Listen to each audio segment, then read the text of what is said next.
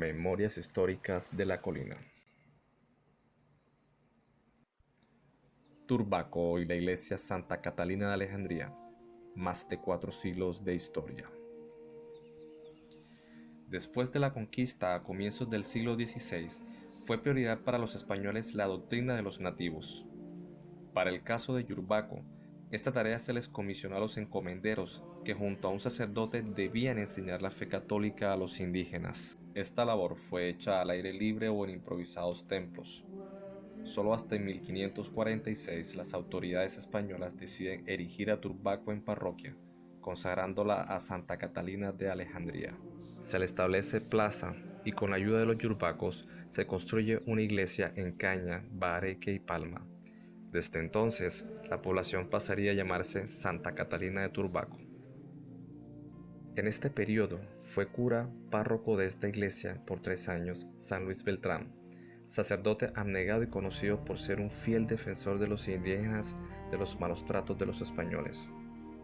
Su abnegación, dedicación a los indígenas y su ejemplo de vida lo llevaron a la canonización el 12 de abril de 1671 por parte del Papa Clemente X. En la actualidad, hay varias iglesias tanto en América como en España consagradas en su honor. Para esta época, era obispo de Cartagena Gregorio Molleda y Clerque. Este clérigo decide construir una iglesia en Cartagena, iglesia de Santo Toribio.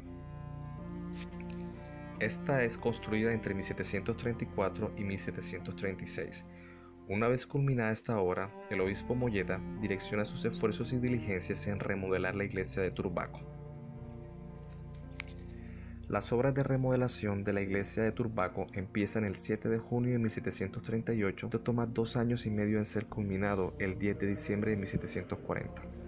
Según los registros de la época, en esta remodelación tomaron parte todos los indios de ambos sexos, grandes y pequeños, y participaron con bienes de consumo y mano de obra algunos notables.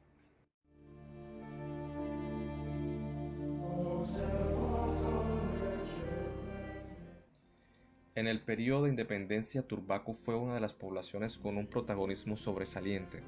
Se convirtió en epicentro de acciones de los ejércitos tanto realistas como patriotas en diferentes ocasiones. En 1815 y 1820 se registraron 2 incendios en Turbaco, los cuales pudieron comprometer la estructura física de la iglesia. El 1 de septiembre de 1820, Turbaco es incendiado por tropas realistas. La orden la dio el gobernador español Miguel Balbuena. El objetivo era capturar a Simón Bolívar, que había estado en Turbaco a finales de agosto. Los españoles, al no encontrar a Bolívar en Turbaco, arremeten contra la población incendiándola. Muchos civiles se refugian en la iglesia para buscar protección de las acciones de los realistas. En respuesta, los españoles incendian la iglesia junto a hombres, mujeres y niños que allí se refugiaban. En esta acción mueren 125 personas y desde entonces la iglesia quedó en ruinas por varios años.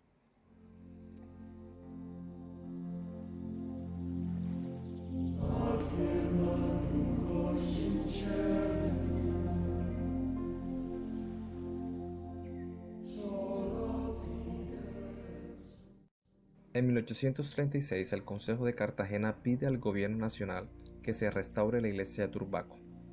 Ante esto, el 29 de mayo de 1836 el presidente de la Nueva Granada, Francisco de Paula Santander, destina 1.000 pesos para la restauración del inmueble.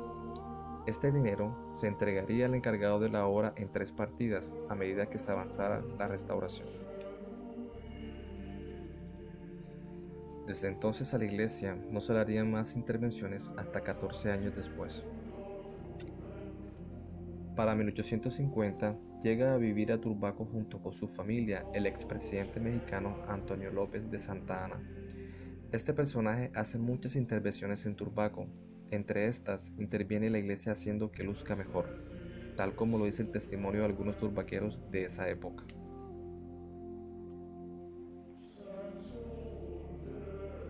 Para 1851, la iglesia del lugar se encontraba en víspera de derribarse. Hoy se encuentra no solamente reedificada esta, sino edificada su casa de curato, todo exclusivamente con fondos de vuestra excelencia. Entonces, El centro del templo se encontraba fallo de algunos altares, cuando hoy no solamente están completos, sino hermosos y costosos. Pero todavía ha hecho más vuestra excelencia, ha regalado ricos y lindos ornamentos.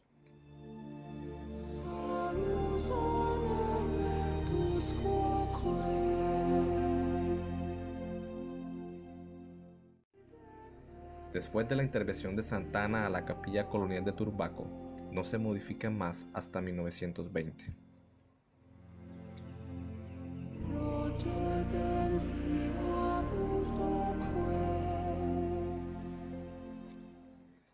Para el año de 1920, el presbítero Julio Vázquez es nombrado párroco de Turbaco. Este emprende la remodelación de la iglesia. La primera intervención que hace es la construcción de 2 torres enfrente de la capilla colonial y un balcón por encima de la puerta principal. Seguido a esto, se emprende la construcción de la parte final de las torres. Estas, en un comienzo se pensaron construir siguiendo el modelo arquitectónico de las torres de la iglesia San Pedro Clavel en Cartagena, e incluso se avanzó bastante en su construcción.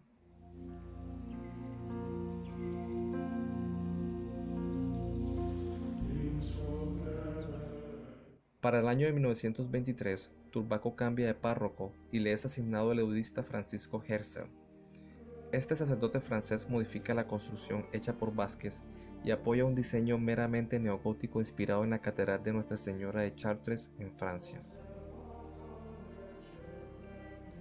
La primera intervención que hace es la demolición del balcón que está por encima de la puerta principal y hace colocar un ornamento neogótico tal como se muestra a continuación.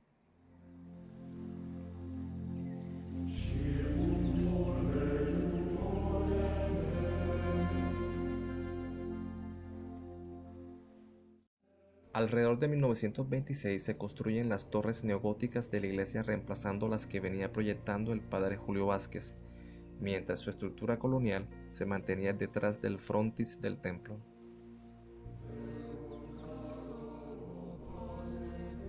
Años después, son elevadas las paredes laterales prolongadas hacia adelante hasta descansar en el frontón la nueva estructura de las torres. El espacio interior de la iglesia quedó dividido en 3 naves por 2 hileras paralelas de altas columnas unidas con arcos. Desde entonces la estructura física de la iglesia no ha sido intervenida de manera significativa. Desde hace más de 4 siglos, este inmueble ha sido testigo de la evolución de la población.